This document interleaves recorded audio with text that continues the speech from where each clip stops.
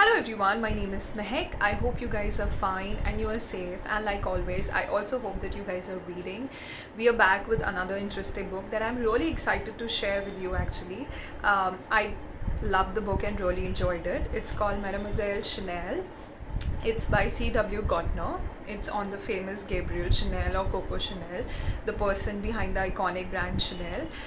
So actually, I picked this book from library. My workplace has a library, and it's been so long that I actually went to the library and picked up a book. I love libraries. I love visiting libraries, but I'm also someone who is greedy about building up my own books collection. And if I like a book, I need it in my collection, and that's the reason I stopped picking books from library, because I was like, I want to build my own collection and I want to have all these nice books. And if I like a book from the library, I really can't keep it with me. I have to go and give it back. So yeah, but I'm really happy I could bring this book and read it, because I thoroughly enjoyed it. Now after my MBA, I pursued this luxury brand management course, and so when I was studying that course, I studied a lot of iconic luxury brands, and Chanel was one. And I've always loved this brand, their history. And I briefly know about Gabrielle Chanel. I knew that she came from nowhere and she built this iconic brand, and she started with just making hats, and how she became a big success thereafter. But when you read this book, you get insights into who Gabrielle Chanel was as a woman, the life, from where did she come, and the men that she had in her life, because all the men that she had in her life greatly influenced the life that she led, and the decisions that she took. So the men in her life, the friends that she made along the way, and obviously it also chronicles the journey of her iconic brand Chanel that we know today. Now coming to the book. So the book obviously gives you insight, like I said, about who Gabrielle Chanel was. Now Gabrielle Chanel, or fondly called as Coco as well, she was someone who she was extremely talented, and she was a gifted woman. She had this sewing skills, and she was also someone who was revolutionary. I mean, she was always ahead of time. She was when it came to fashion, she had great eye. She was visionary. She always brought things that she knew that in fashion that she knew people would need, just after World War One or two. She knew what people or the women around would need, and she always had it ready before time. And so yeah, like I said, she was really gifted. She was also someone who came from rural poverty. Like after her mother died, along with her siblings, she was sent to orphanage. And there it was actually the orphanage that the nuns found out about her, this exceptional talent of sewing. And in fact, they encouraged her and nurtured her skills, and always reminded her that she should nurture this talent and grow it, because it's this talent that is going to take her away from the misery and the poverty that she's been experiencing in her life, and it's going to take her far away. And one day they believed that she could be someone big with her sewing skills. Also, as a person, when you read about since she was 12 years and she was sent to orphanage, she was always someone. She didn't know exactly what she wants to do, because initially she was not really sure about her sewing skills as well. But she always had this burning ambition inside her stomach, and she always knew that she wanted to do something in life. She knew that she was not someone who would just spend her life like that.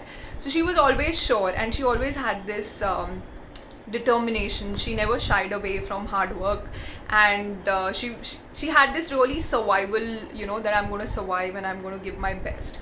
So just after when her time at the orphanage is done and she moves out, she joins a boutique, and in the daytime she works as a seamstress, and in the night she works in a nightclub as a singer, just to earn more money, because she discovered that she could really design these hats. So she used to do these double jobs, so she could buy these hats, design it the way she wants, and sell it. That's where in one of the nightclubs she meets a wealthy man who later on becomes her benefactor. Thereafter, after she meets this wealthy man, she meets the love of her life, Arthur Capel. He was the one she truly loved in her entire lifetime, like the one true love. And with him she goes to Paris. That's where she discovers her destiny.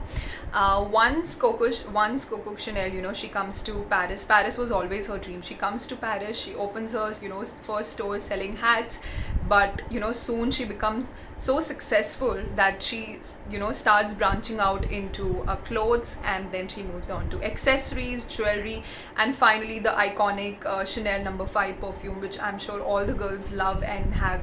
People who are like, I love perfume, so I know when I got my Chanel number 5, I was really excited.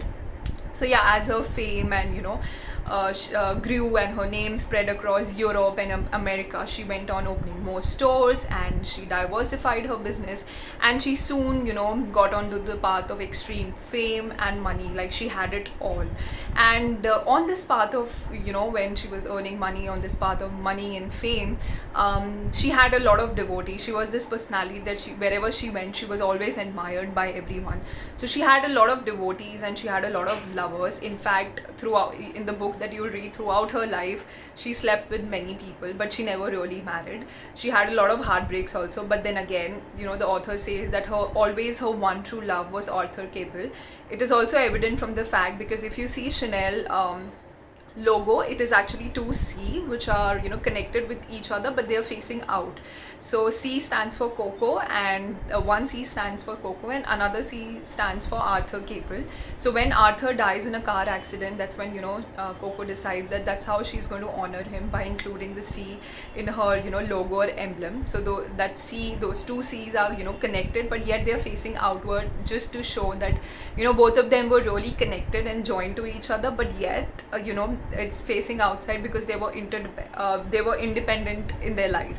So the other C, that the two C's that you see in Chanel logo is her way of honoring her one true love. Now this is the first part of the book.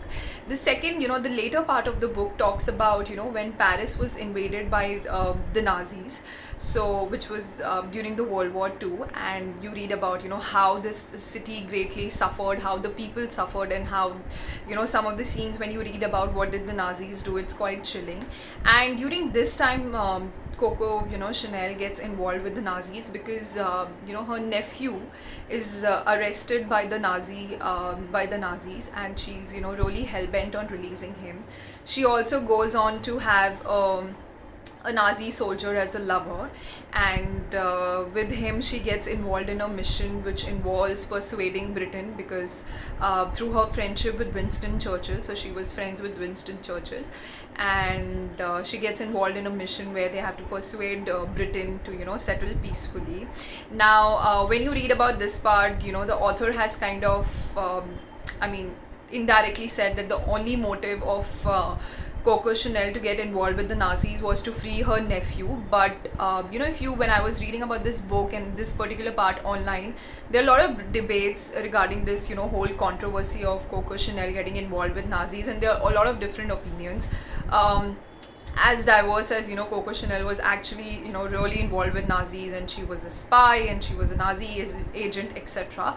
But personally, for me as a reader, I found this part quite interesting. So I'm not a fashionista, so a lot of her fashion revolution was fine, I was okay read it, was interesting obviously, but this particular part about Paris invasion by the Nazis and how she worked with the Nazis and how she got involved and the whole controversy around it was quite interesting to read.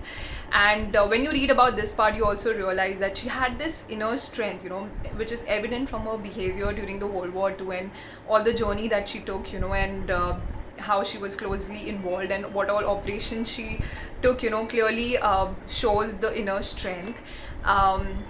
All in all, when you read the book, you as a reader, you are in completely awe with her determination, her fearless attitude, her driven attitude, her survival instincts. Obviously she comes across as a complicated person, a person you would not agree with all the choices that Gabrielle Chanel took in her life, but you would definitely, when you end the book, you would be like, wow, you're really inspired by her rags to riches journey. And I think that was really interesting. All in all, I would say that the book is filled with drama, passion, tragedy, and beauty, these words that clearly describe Coco Chanel's life. And as a reader, I would definitely recommend this gripping read to each one of you. It's really inspiring, it's full of drama, and like I said, it has her journey. So you read about the iconic brand, its journey, and the the World War time and everything.